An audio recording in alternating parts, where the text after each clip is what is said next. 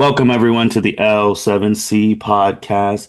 And today we have a very special episode for you all today, making the long awaited return back to the L7C podcast. We have the Queen, Dr. Chelsea Meyers is back with us. How are you doing today, ma'am? Welcome back.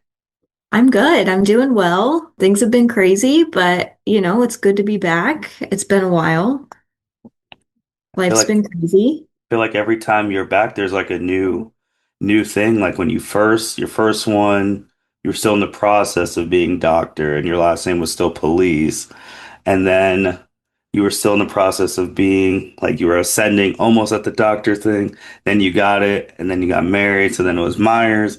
So now it's like the both, and it's just like every time, it's just like a whole new update. Yeah, it's crazy.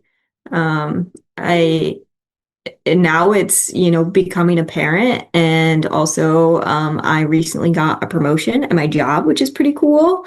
So, a couple of new titles as we're going through this, episode or whatever. So, pretty exciting and there's just a lot that's been going on. You just keep on going. You keep on going. So obviously, definitely because you're one of the more highly requested people. Everyone always asks, like, oh, when she's coming back, when she's coming back. Or YouTube comments or anything, Gmail stuff is like, oh, when's that person? I'm just like, she'll be back when she's back.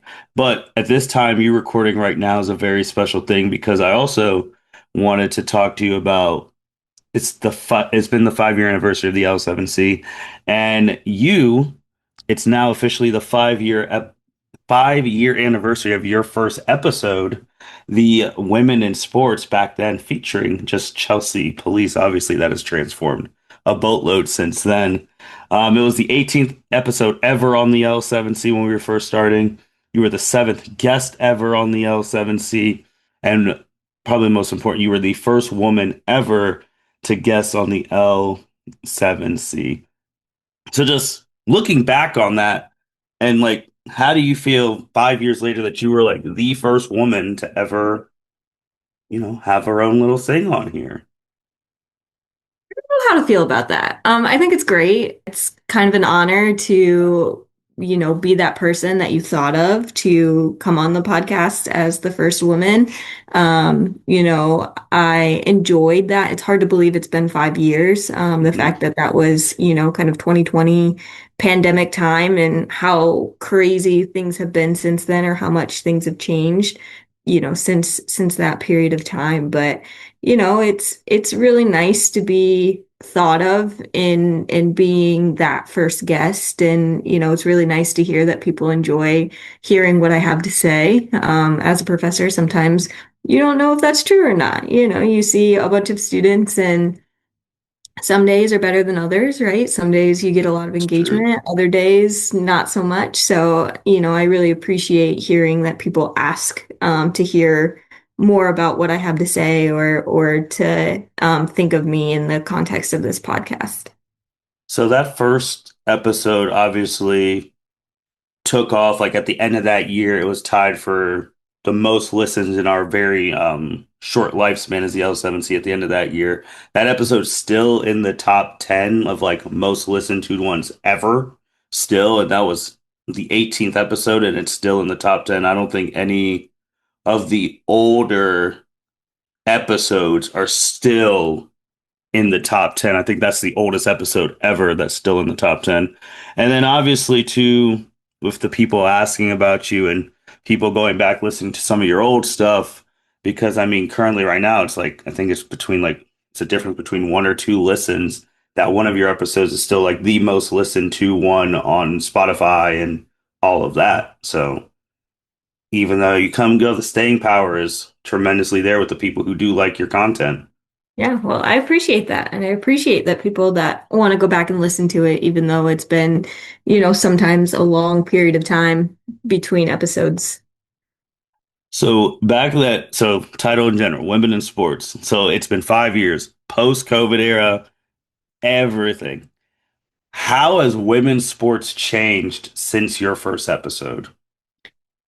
To be honest, I think the pandemic did a world of good for women's sports. You think about what events were happening, once sports started to come back, and they were women's sports. The NWSL was one of the first sports that came back in 2020. Mhm. And people, to some degree, were looking for something to watch. And, as crazy as it sounds, that being the only option, I think gave them a leg up. And we talked about in another episode where viewership numbers have skyrocketed, and the Yep. NWSL was one of those leagues that was reaping the benefits of the pandemic and people not having a lot of options, and their viewership went up like 500% or something crazy.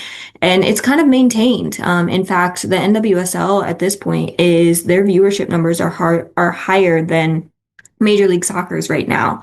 And if you look at their media rights deals, the NWSL is severely undervalued as a result, despite having, more per game viewers than MLS. And MLS has a major contract with Apple TV right now, or Apple TV Plus, and that's great for the league, but I think the NWSL certainly is being undervalued. So I think, the pandemic has done a world of good. We also, if you look at the WNBA, right, Caitlin Clark entering the league has been a massive boost for them. This season's been a little bit weird with her being out or only playing, 13 games this season. But we're still seeing people are talking about the W, people are talking about women's sports, people are realizing that women's sports is a good product. And there's a lot of research out there that suggests that the growth of women's sports is going to continue over, many, many years. And in fact, the opportunity for growth is much higher than men's sports, that there is opportunity for women's sports to grow more year over year than men's sports at this point. And I think that's just a credit to being able to find women's sports, right, on TV. The accessibility of women's sports has certainly improved since 2020. And I think people are starting to realize that it's a good product. And if you're not a part of women's sports and what they have to offer, you're kind of missing the train right now. So, it's a lot has happened, and of course, there's still good things and bad things, but I think truly where we were 5 years ago to where we are now is massive. Is there still room for growth? Is there still room for improvement? Absolutely. But I think we're in a really good spot where people are paying attention to what's happening, collectively within leagues, but also looking at individual athletes as well.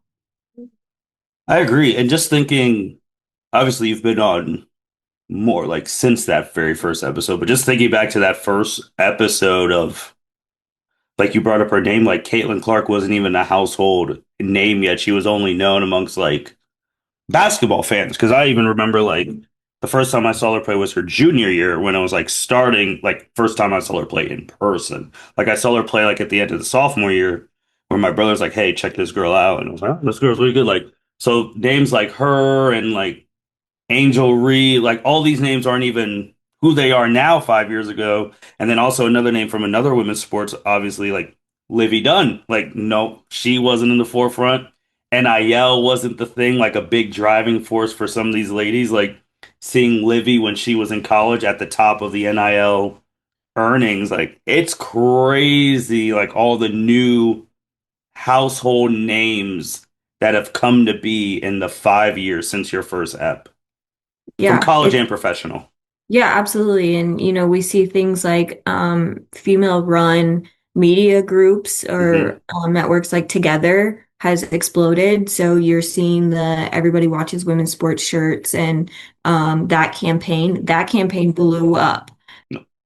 And that's, largely a testament to what's been happening over the last 5 years, in terms of, the accessibility and, just understanding that men's sports don't have to be the default, or, they shouldn't be the default when it comes to what we're putting on TV, what we're writing about in the media, what we're, doing in terms of promoting sport and just encouraging people to watch. Men's sports should not be the default. And what's interesting is I have this conversation with my students, right? When we're talking about, looking at women's sports, I always ask the question, who doesn't watch women's sports? And, I get those people that raise their hand, and as soon as they go to raise their hand, they stop and they're like, should I be raising my hand? Like, Mm, they know inherently that that's kind of a loaded question, and that's the mhm, point, right? And I'm not trying to change their opinions about women's sports, but what I'm trying to get them to think about is to think critically about where their opinion's coming from. So if mm, they're saying, I don't watch women's sports because it's boring or because it's not entertaining or whatever else, I want them to understand where that's coming from. And, historically, men's sports has always been viewed as the default, right? yep, That's why we have the NBA and the WNBA and yep, not the MNBA, right? mhm, And so for me, it's about understanding why do we have these views? And one of the things when we compare the NBA and the WNBA, it's like comparing apples to oranges because the NBA is 75 plus years old, right? They yep, just celebrated their 75th anniversary a couple years ago. mhm, Meanwhile, the WNBA just celebrated their 25th anniversary. So there's mhm, a 50-year gap between these two leagues and the expectation that they're supposed to be producing the exact same in terms of viewership, revenue dollars, all of that, ticket sales, all of that is completely unwarranted. That's not realistic when we're talking about something that's had 75 years to develop versus something that's had 25 years to develop. And mhm. so I think that's a really good example of thinking through why do we believe what we believe and why do we think that men's sports should be the default or why are they historically viewed as the default? And the reason is because women's professional sports didn't exist for a long time. And so now we have these leagues and we're comparing them to one another and expecting them to be successful right from the beginning. And the reality is if you look at the NBA 25 years into their existence, the viewership numbers and the ticket sales were relatively the same or relatively on par with where the WNBA is today. Mhm. And so that's one of the things that I bring up when I'm talking to my students because they don't realize that, or, they're just taking this comparison that's really an unfair comparison. And we also have instances where women's sports were a thing, they were becoming really popular, and the system was like, whoa, whoa, whoa. This is becoming too popular. We're shutting this down. A really good Mhm. example of that is soccer in England. There was a 50-year ban on women playing soccer in England because it was becoming too popular. So from like 1921, I believe, to 1971, women were effectively banned from playing soccer in England. So when you look at the women's professional leagues in England, yeah, of course they're not as successful as the, big clubs that we see in the English Premier League because women weren't allowed to participate for as long as those clubs have been around. The English FA was worried that women's soccer was going to overtake the men. And so we have systems in place that have basically prevented women's sports from being successful. And so I think it's important to understand those historical contexts as we're talking about whether or not, women's sports is entertaining or whether or not women's sports are successful. Because they just haven't been around as long. Agreed. I would say with just staying with the basketball, again, I don't think it's fair to compare the NBA to the WNBA in terms of that thing. No, I think a comparison that I can make just from me personally is the college basketball product, especially the past couple of years, because I go to a lot of Ohio men's and women's basketball games, and I watch a lot of basketball on TV.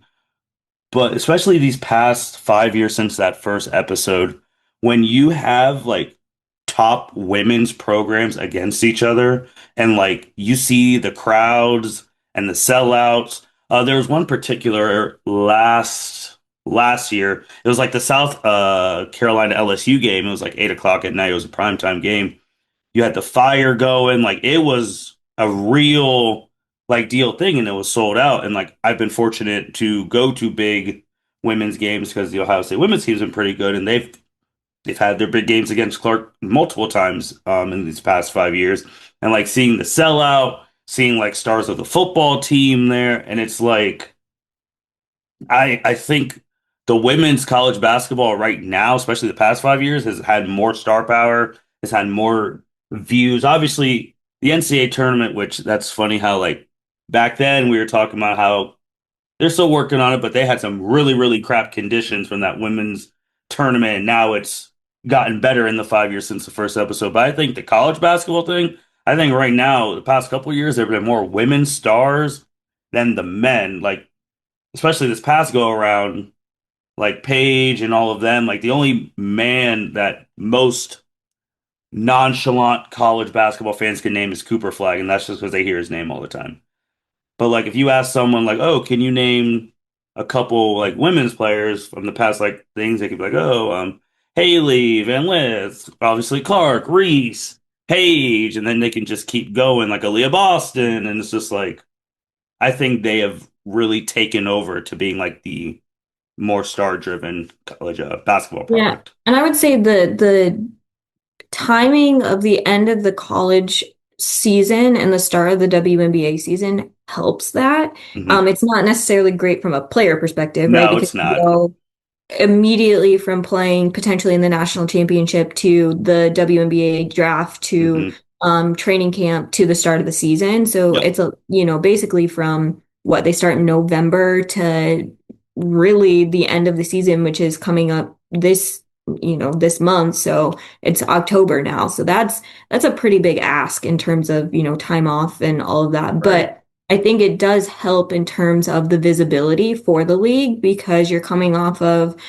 national championship household names going into the WNBA draft and then building upon that to be able to watch them in the W, which is great. Again, from a player safety perspective, maybe not the best thing, but No. from a viewership thing, that I think that does really help the WNBA in terms of maintaining sort of those household names. And admittedly, I probably watched more women's NCAA, March Madness games than I did the men this past Hmm. year. I think just the visibility of the names, the teams, I think better storylines in terms Yep. of matchups. And the parity has, Hmm. kind of balanced out in the on the women's side, right? Years past, it was, oh, UConn, South Carolina, LSU are going to Yep. win. Like that was the expectation or the reality. And now I think we're seeing more competitive parity across those teams, and there's not necessarily an expectation that those big names are going to win every single time, or at least maybe they're still kind of in the final, but the games are much more competitive and much more compelling than they have been in the past. Yep. Oh, and I also forgot, since you brought up the tournament, forgot to mention her name obviously too, Juju Watkins, who, Mhm. she'll be out this year, but she's Yeah. obviously a big driving force. I think it's cool. I really do think it's cool with the women's college basketball. You see a lot of stars coming out to the games, like supporting like the big stars of the brand, and then there's more being made every day. And again, it's something we said like 5 years ago. You just get a little exposure, you give them a chance, and people come to the games and they see how, from a standpoint, if you're how more family friendly it is, like if how you get more bang for your buck because it's a little bit cheaper, but you're still getting the same cool seats and you're seeing the action, you're seeing the passion from the ladies. So I do think women's college basketball is really like skyrocketed and it's taken over like as a from a season to season, like I think it's better than the men's. And this is coming from Yeah. a person who watches basketball religiously just on a random day. Now, I do want to ask because we have been talking about a lot of good that's happened in the past 5 years since your first ep. Anything that's gotten worse in the past 5 years? I don't know if worse necessarily, but maybe just not better. Hmm. I think the WNBA is at kind of a crossroads right now, and with their officiating issues and player safety and some of that, I think that's still across the board a bit of an issue in women's sports, right? There is this maybe feeling, or I don't know, like sense that it's the lesser league, and so Mhm. the top officials aren't officiating those games. Those top officials are going to the NBA, or they're doing men's basketball or whatever, or women or men's soccer, whatever it is across the board. So I think that continues to be an issue. We saw this kind of come to a tipping point in the WNBA playoffs this year, which we'll talk about that more, I think, later. But I think that's one of the things. And then also, the money, what female athletes are being paid is still something that isn't, to the point where it should be or to the level it should be. And that's one of the things the WNBA right now is dealing with. They're in the process of negotiating a new CBA, and salaries are going to be a big part of that. And one of the things that often comes up is that the WNBA players are asking for NBA money. And I think that's false. Like maybe some players have said, yeah, we deserve that. But in reality, what they're asking for is a larger share of the revenue that they generate. Currently, WNBA players only receive 9% of the revenue that's generated by the WNBA. By comparison, the NBA players receive 50% of all revenue that's generated by the league. And so, that's a pretty significant gap. And if you look at starting salaries, like Caitlin Clark makes like $75,000 a year or something. That's obviously not a ton of money when you look at what rookies make in the NBA. And again, they're Mhm. not asking for those contracts to be the same, but they are asking to be paid to the point that they don't have to go play overseas in order to make ends meet, right? Right. And that's part of why Unrivaled was created by Napheesa Collier and Brianna Stewart, was to help players not have to go overseas and make money. And actually, what's odd is the Indiana Fever won the Commissioner's Cup this year, Yep. and they received, I think, is it $500,000? I don't remember the exact prize money, but basically the way that that money was split, all those players were going to make more than they do in their salary, or they were going to get a pretty sizable bonus for winning that competition. And I think that's kind of crazy that one tournament, in season tournament could earn you more money than you make in a year. And so I think that's a big problem. Part of the CBA too that they're looking at is, player safety. And one of the things that's going on in the WNBA right now is they extended the season. So I think they played four more games this season than they did last season, Mhm. but they didn't extend roster sizes. And so there was a 33% increase in injuries this year compared to last year. And I mean, there was one team in particular that was impacted by that significantly, and that was the Indiana Fever. I mean, other teams were dealing with it as well. But, when you have six people that started at some point on that team that we're out with season-ending injuries. I think that should be a red flag to the league that we need to look at expanding rosters. They are expanding in terms of the number of teams here Yep. soon, which likely means that the schedule will probably expand again at some point. So I think, the next thing that really does need to be discussed is roster sizes. It's really hard to make it in the WNBA because there's only so many teams and so many roster spots. And you look at who's coming out of college, some really good players don't get drafted because Hmm. there's not enough space on those teams and those rosters. And I think that's one thing that the players are probably going to really push for is obviously increased salaries, but also thinking about roster sizes and how that impacts player safety, just because of everything that's been happening with the expanded season this year. And then just the thing, the Commissioner Cup, it is 500,000. It's weird. So it's $500,000 for the prize pool.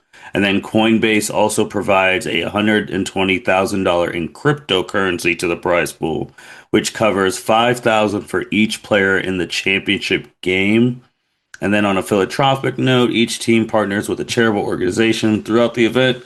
With each Commissioner Cup victory, additional funds are awarded to the chosen charities. So that is their thing. I do, if I, yeah, so that's theirs. I, Interesting. I do agree. I think the only thing that I would add in the past 5 years, that I don't want to say, I don't know if I want to say the word worse, but I'd say more annoying.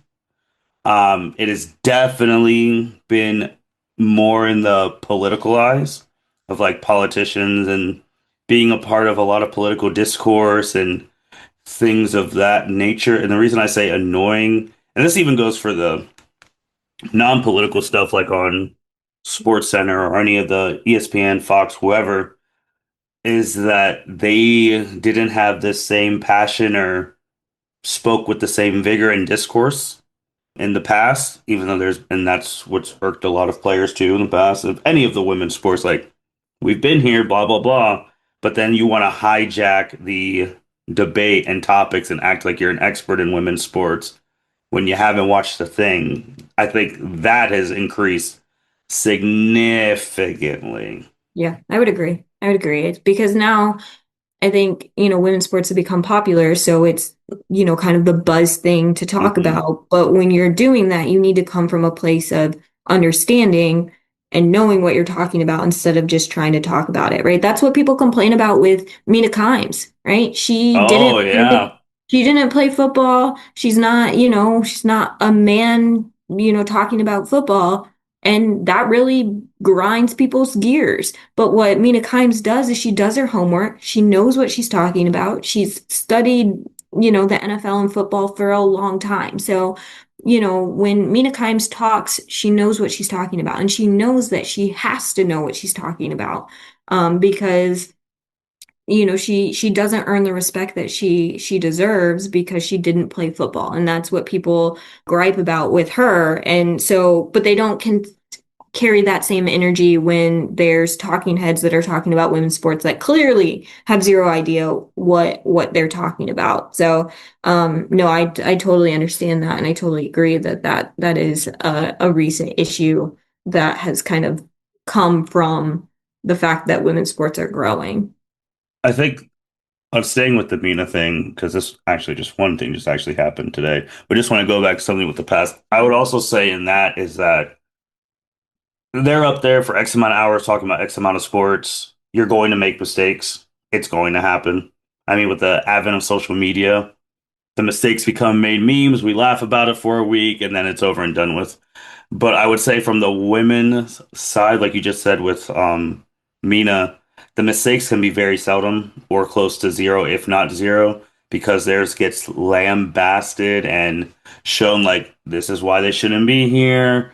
This is why DEI and sports stuff is not shouldn't be here, and this and that. Like one of the recent examples of recent past, and I do like her because she's an advocate for especially in women's college basketball. I mean, Monica McNutt made a huge, terrible mistake. I mean, she thought that Drewski, which he shouldn't even be on first take to begin with, but whatever. She thought that he was wearing a Shador Sanders jersey when it was a Barry Sanders jersey. Okay, mistake. It's whatever. But the fact that people like a Clay Travis, like a Jason Whitlock now, who's in that sphere now, they were just like, how can you make that mistake? How can you do that? Like, how can you? This is why women shouldn't talk sports. There's no place for them, yada, yada, yada. But in listening to some of them, they've made worse mistakes. Like, they're not even watching the games. Like, again, like a couple years ago, rest in peace, Haskins, Stephen A. Smith said that Dwayne Haskins is more of a runner than a thrower. And at that point, Dwayne Haskins was breaking Drew Brees' Big Ten record, who's a passer, had 50 passing touchdowns, and had like negative 20 rushing yards or something. Like, he was not a runner. So, like, that mistake just gets, memed up a bit, but then, like, a woman's mistake in that regard just gets, like, like, see, they don't watch the things and stuff like that. So in that sentiment, and then there was a lady today who I just learned her name today, and maybe it was just divine intervention that she popped up because we were talking. Casey Hudson. Casey Hudson. She works on ESPN. She does hockey, the Hockey Hub. And again, I never knew who she was until today, but she is obviously she's a female, and she's an African American female, and she talked about how they're just like someone commented a black female discussing ice hockey for F's sakes, who makes these decisions in regards to ESPN, so that she has to be like, you can't question my love for the game of hockey because I have to deal with these comments every single day, and I keep coming back to work. So you can't deny that I love this sport because if I didn't, who the heck wants to read and see those comments every day if you don't love your job? So Yeah, just to for go sure. off the Mina thing, it's wild. I don't know. So they just need to stay out of their way. Now, before we get into the current two things today, I would be remiss because the last episode you were on, we were talking about Miss Taylor Swift, and since then things have changed. She is engaged to Travis Kelce. Who would have thunk it when we first talked about that stuff on here a couple years ago? And here we are, and I would talk about that. Obviously, she played her part. Well, she didn't do it intentionally. She was minding her business. But her dating Travis, her being at the games, got a lot of women into watching football. And hell, I mean, the funniest joke of when she got engaged were Swifty saying, I can't believe out of all the years I've followed Taylor and all that, I would find out her engagement news from a sports person and Adam Schefter. So what are your thoughts now that just a quick thing of how she's engaged, how she was minding her business, but she did unintentionally play a part in getting a lot of Swifties into the NFL. Yeah. Never in my wildest dreams did I What a think, line. sorry, that was really not intentional, but um that I think that Taylor Swift would be going to football games every week, right? Mhm, To support her now fiance. Like that to me is like a fever dream. I just can't even fathom that. But I love it. I think it's great. I think, all she's doing is being a supportive partner, mhm, right? And we saw how uncomfortable and like upset people were as a result, which why do you care? Like it's not your life. You're never going to interact with her, right? You're there to watch your favorite team. Who cares if she's on the broadcast for 12 seconds, right? mhm. It's I don't know why people get so worked up about it is just beyond me. But I love it, right? To be honest, but when she first started dating Taylor or Travis, excuse me, I was not a big fan of Travis, right? He had this kind of persona of being, this tight end that was kind of a hothead and, Hmm. on the field, people didn't really like him. I wasn't a Hmm. big fan of him. But then you like really got to know who he was and or who he is as a person. And to see how supportive he is of her is incredible, right? He has nothing but wonderful things to say about her work ethic, about how she's just a human being and just a lovely person. And I love that. What's been interesting this year is we haven't seen her. We have not seen her at a game. She's been there, but she has not been on a broadcast. She has not done her pap walks into the suite. Nothing. We have not seen her, which I don't know if that's a personal choice or what kind of the driver is behind that decision. But, you know, as a fellow Taylor Swift fan, it's sad that we're not seeing her, at least from my perspective. But also, you know, if people are saying she's a distraction and she's choosing to step back, I respect that. That's her choice. And if she doesn't want the NFL to make money off her, I also respect that, right? There's been a lot of rumors that she was going to be the Super Bowl performer this year. There is no way in heck she is going to be the Super Bowl performer while Travis is still playing. First of all, she doesn't need the Super Bowl. She does not need that exposure. The NFL is the one that needs her at the end of the day, right? And there's a lot of people that say if she was the performer, right, it would actually maybe hurt the NFL because people would buy tickets and simply go for Taylor and then leave. Although I think that's coming from people who aren't necessarily sports fans that don't realize how expensive Super Bowl tickets are, Yeah, that's how difficult yeah. how difficult they are to get anyway. But Hmm. like the reality is just let her live. Like I think it's great for her. It's clear that they're happy and they're supportive of one another and it's had a really great impact on the fandom, right? people are excited to watch football, and dads and young girls are making connections because Taylor Swift is at a football game. And I think that's wonderful. I think that's great. Now, should the NFL be doing other things to grow the female fandom? Oh yeah, 100%. But they had a really great opportunity with Taylor kind of coming into the mix. And so I don't know why anybody can or is mad about, that relationship. I think, the big thing is oftentimes she gets compared to Haley Steinfeld, who just got married to, Josh. yes, thank you, Josh Allen. And, nobody seems to be upset about that, right? Nobody seems to care if she's at games. Now she doesn't get shown on the broadcast like Taylor did, but you know what people say? Oh, she's just there to support her partner. Well, that's what Taylor's doing. It just so happens that she always has a camera in her face. And it's because of who she is and the fact that she is the biggest pop star in the world. I, there's nothing she can do about that, right? She has built an empire, and not just because, she's a good singer. She's a decent human being. She's, really great to her fans. People talk and say how nice she is as an individual, and that has really propelled her, to be what she is. If you look at her band has been the same since she was 14 years old.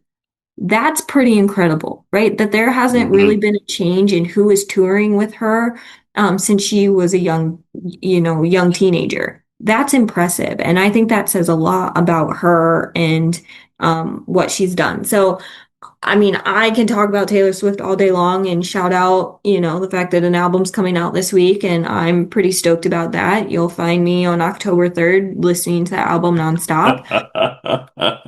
And so, Well, look at certainly the I'm biased. timing. I Yeah. forgot it was October 3rd. Look at that timing. Yeah. So I like obviously I'm biased because I love her. I've seen her in concert a couple of times, like, just big fan of her. But, to see what she and Travis have built in the last 2 years has just been really great. And to think that they're both turning um 35 this year, I think. Hmm.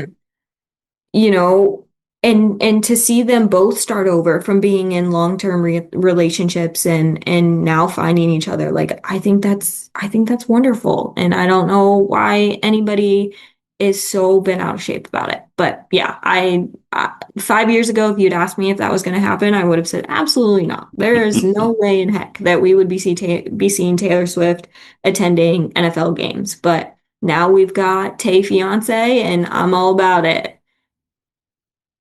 Yeah, I won't spend too long because I know I've said it the last time we spoke. Obviously, I am not as a diehard as you or the other close friends who are on the podcast, who love her, who are Swifties and all that stuff. I do respect her.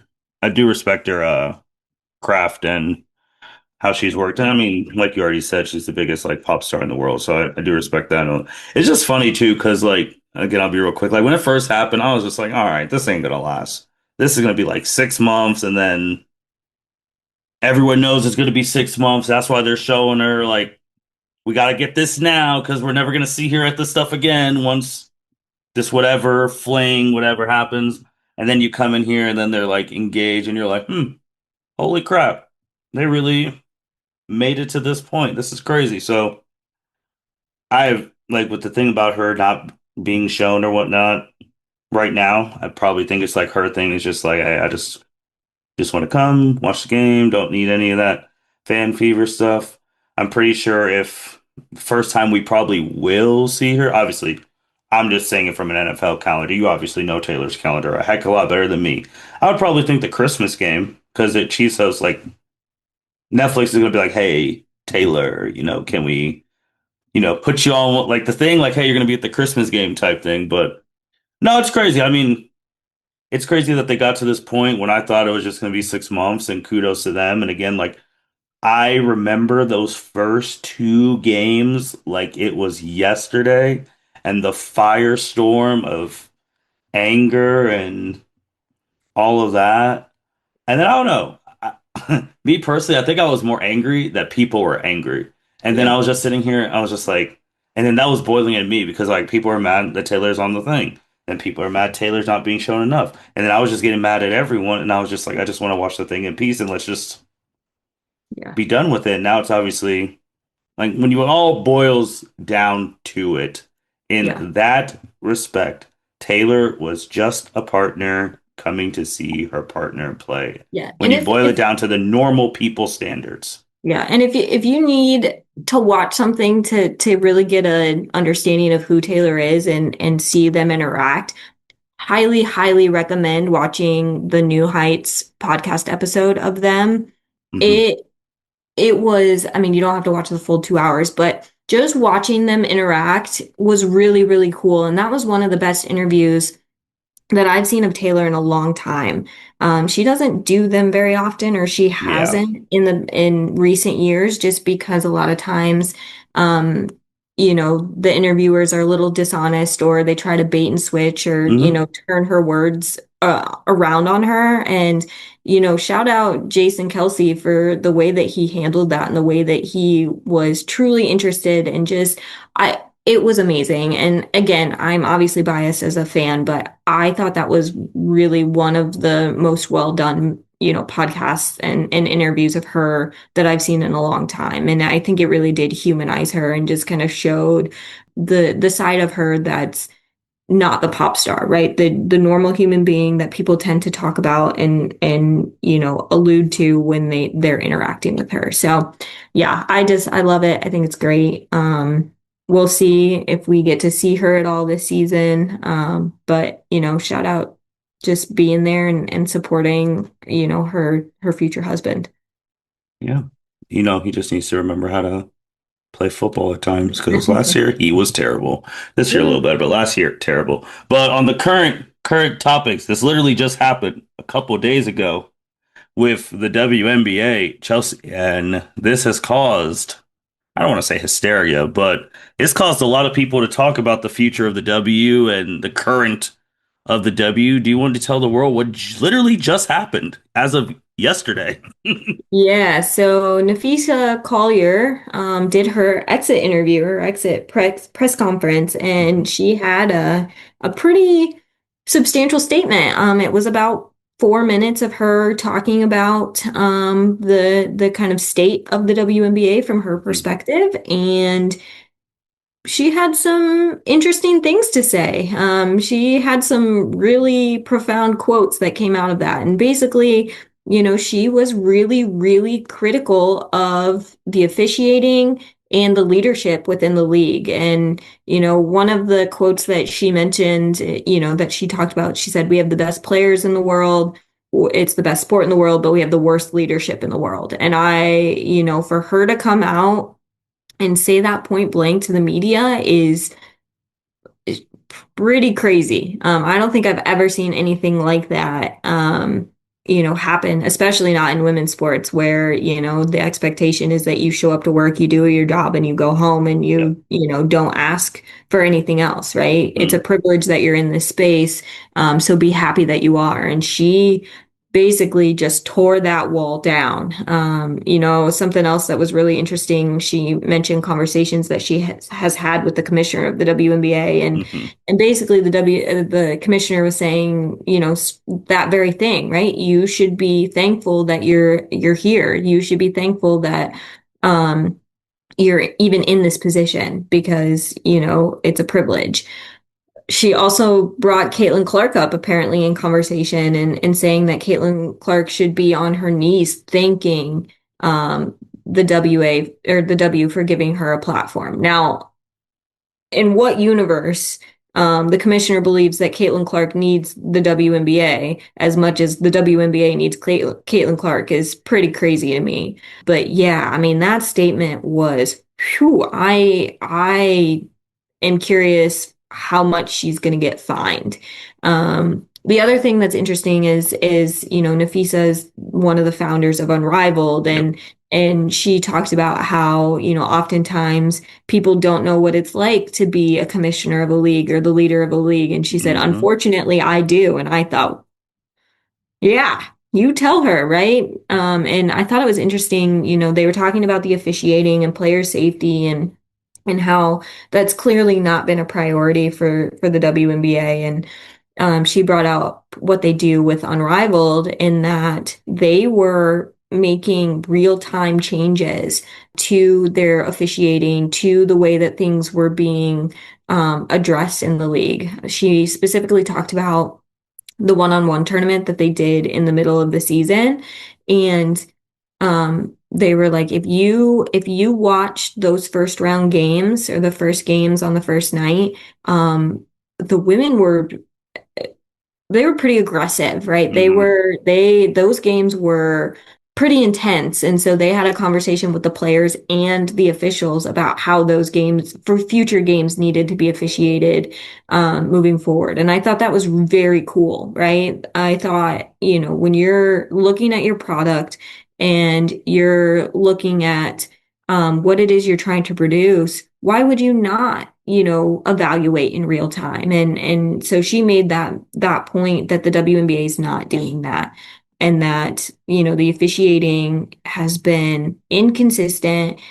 Players have been getting hurt. And it's become a problem. And so yeah, for her, to come out and say that was pretty astonishing, to be completely honest. Now I do am curious about the timing, because the Lynx had just lost in Yep. in the semifinals. And so I'm curious if she would have made that statement had they made the finals. Would she have waited Hmm. until after they were done? So the timing is a little bit interesting. Some other people have said, well, you know, because they were victim to some of the poor officiating. Now she's coming out and saying something. So where was she when, Caitlin Clark was kind of getting beat up last year? Hmm. Where were all of these people then? And I do think that's a fair criticism or a fair ask. But I do applaud her for having the courage to say something, knowing she's probably going to get fined. And, you look at her coach who got ejected in their final game after Collier got hurt. She received a $15,000 fine. That's six times higher than the previous record in terms of fines. Hmm. That's insane. That is. Um, so yeah, some interesting things coming out of that, and the fact that she brought up Caitlin Clark's name in that statement is also interesting. I did learn that they have the same agent, so my guess is there had to have been a conversation between the two players in order for her to bring her up specifically, because I don't think that that would have flown if there wasn't. So yeah, very, very interesting. I'm curious what the repercussions are going to be or how that changes, the outlook of the league. A lot of people are calling for the commissioner to resign, especially if those conversations that Napheesa Collier alluded to are in fact true. Yeah, it puts everyone in the titsy because Collier is also the WNBPA vice president Mhm. as And there were a well. lot of people that were somewhat critical of that because of her role in Unrivaled, right? Some people Yeah. were like, maybe she's not going to fairly negotiate or fight for the W players because she wants to line her pockets with, Unrivaled or maybe, replace. But there's no way Unrivaled's ever going to replace the W. That's not a realistic, thing. But, I do think, understanding those conflicts or those potential conflicts that could be there, I think are important to consider. But at the end of the day, like I think she's doing her job as, a representative for the W. Yeah, so some of the things like you just said, Collier ran across the current commissioner and asked how she planned to address the officiating issues. And this is from her thing. She said the response was, well, only losers complain about the refs. Okay. Um, then they were talking about ongoing CBA negotiations. We have to go to battle every day to protect the shield that doesn't value us. Okay. And then asked how she planned to fix the fact that players like Caitlin, Angel, Paige, who are clearly driving massive revenue for the league, are making solid on their first 4 years. Alleged response: Caitlin should be grateful to make 16 million off the court because without the platform of the WNBA gives her, she wouldn't make anything.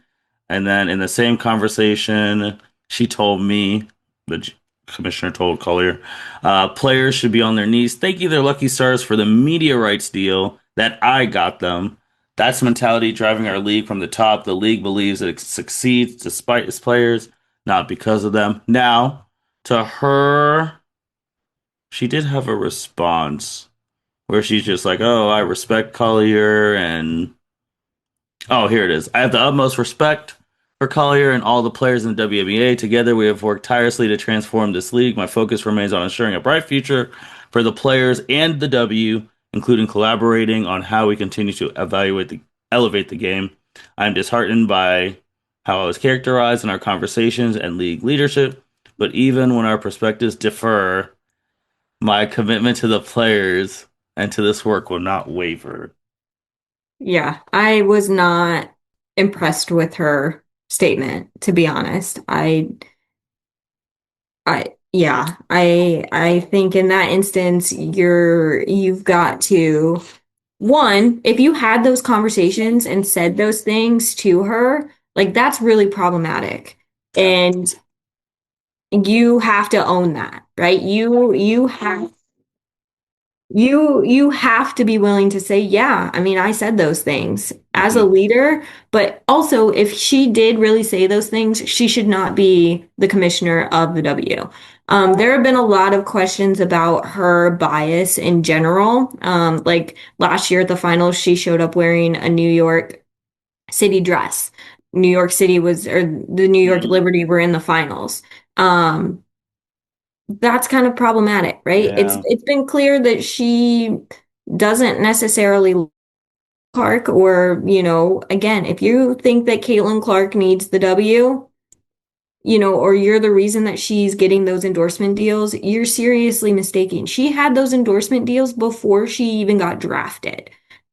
So Yep. it's I don't know how you can say that, she's the reason that Caitlin makes $16 million off the court. Caitlin makes $16 million off the court because of who she is. So yeah, uh, I don't know, it's a mess. And especially going into the CBA negotiation, or they're in the process of that. I don't know where they go from here, to be perfectly honest. I know some players have said they're willing to stop working, right, to do a lockout if they don't get what they deserve. But at the same time, right, players rely on that income. Hmm. So it's one of those things that, what do you do? You obviously want to stand up for yourself and get what you're worth, but again, you have to think about at what cost. Yep. Uh, Anytime a lockout gets brought up, I mean, obviously the top of the crop won't get affected, but those people who make minimum, like the bare minimum, come on, like you got to think about them. Like, I don't know what they're gonna do either, because obviously this is gonna, which sucks because the final starts on Friday, so this will obviously be a topic brought up. You hate to see some shine get taken away from those stars, but is it the same like any other sports league? Do the owners have to kick her out? I don't know how that works, to be honest. I know a lot of people are calling for her resignation, but I don't know what that process is like for, making that happen. Well, if it's the same like the NFL or all that stuff, it has to be the owners who vote on the commission and all that. If the owners don't care about those comments, then she's not losing her job. Point blank, Yeah, period. that's Like for that's sure. just it's just the way it's gonna be. Now, if there's some owners who are like, we don't need this, she's gotta go, then she's gonna go. That's just how unfortunately that's the world of sports. The owners really are the ones who make the rules. If they don't want you, you're out of there. So For sure. but now it's out, and owners don't like bad press, and owners don't like losing money. So if this remotely affects their bottom line in any of the slightest, she will be gone by the end of the week. Yeah, absolutely. So, but you did say with the fever, I know you've talked about him throughout the thing with the injuries and all that, and they actually to their credit, had a better showing than I thought they would with the people at hand due to all of their injuries and whatnot. But they also they have different known people for different reasons. Obviously, Caitlin Clark, you know who she is. I mean, if you follow women's college basketball, you know who Aaliyah Boston was is. Kelsey Mitchell, who people got remembered who she is and how she was a top dog in college at Ohio State and how she is there. Obviously, Sophie Cunningham, she is well known now. Like the team's got a lot of known people, and again, I want to just like you put them down there, give them props because I didn't think they'd take the Aces to the last game with all the injuries they had, and they fought to the end. Yeah, you know, just again, the number of injuries that they had, starting with Caitlin Clark and then, just progressively getting worse and worse, Yeah. with, replacement point guards and just the craziness. The resilience that that group showed is Yep. is pretty impressive. And, even to the point when they played game 5 against the Aces, right? Kelsey Mitchell literally played herself till she couldn't. Yep. She actually released a statement about what she was dealing with and that basically her muscles were shutting down and I think that goes to show what she's been through this season. And she was a finalist for the league MVP, Yep. and to be perfectly honest, you know I think she deserved it. I think what she did with that team, with the people that she had around her, was pretty incredible. And it begs the question of what that MVP award should be or historically is, right? We often with MVP look at stats, right? Who's scoring the most points, who's Best player impacting on the best team. yeah, who's impacting the box score, that sort of thing. But if you look at what she was doing night in and night out, with the players around her, like that to me is what an MVP is truly about, right? She clearly was the most valuable player on her team. Mhm. There's no way that they would have, made the semifinals and been minutes away from making the finals without Kelsey Mitchell. Absolutely not.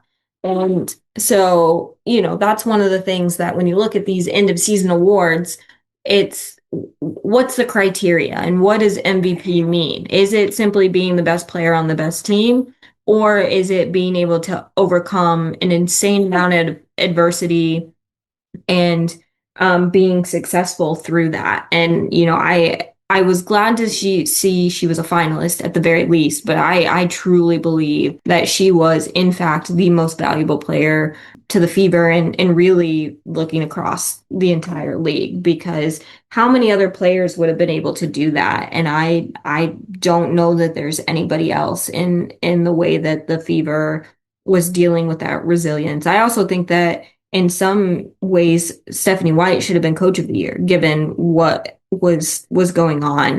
Now the Valkyries making the playoffs as an expansion team, pretty big Mhm. deal. So I can understand that a little bit more with their coach winning coach of the year. But I think Steph White certainly had a case, given what they had, what they were lacking, and still being able to kind of come out and make the playoffs, and win some games and make it to the finals. And truth be told, I think there were some foul calls and non-calls in that game that you know would have been a big difference maker for the Fever, right? When Leah Boston fouled out on a pretty questionable sixth foul. It makes it hard to want to watch the finals, and especially too with some of the storylines with the Mercury and Dewana Bonner and how all of that happened with the Fever. Mhm. It would have been a crazy matchup if the Fever had made it to the finals in that regard. But the I'm hoping that Kelsey Mitchell and the core of that group is back next year and to really see what they can do. I think the future's bright for the Fever for sure. Just wanted to see one thing. Um, I wanted to see where she finished in the MVP race because Asia won. And then who we were just talking about, Collier, where she was second. So Kelsey was one, two, three, fifth place. Yeah.